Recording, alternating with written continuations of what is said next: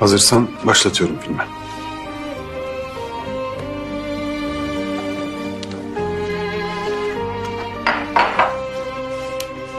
Şimdi hazırım.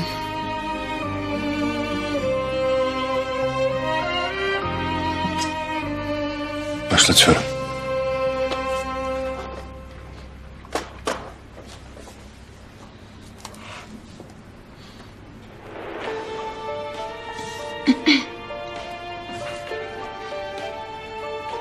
Sesi az mı biraz?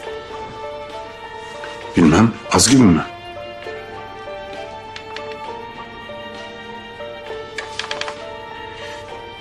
Sondaymış aslında. Hoparlör tutukluk yapıyor bazen. Şöyle yapınca düzeliyordu.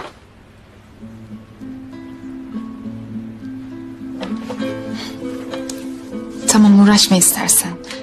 İdare ederiz böyle.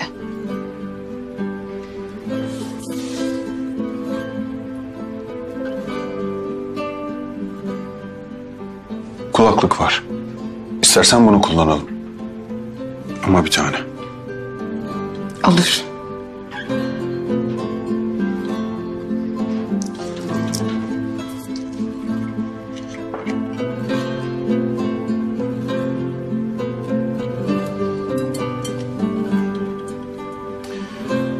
Kusura bakma. Teknik bir takım aksaklıklar gecikmeye sebep oldu. Daha iyi hazırlanmalıymışım. Önemli değil. Ben halimden memnunum. Hem önemli olan şey birlikte olmamız. Önemli olan birlikte olmak.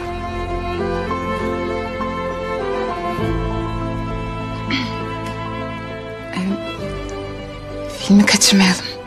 Başa sarayım.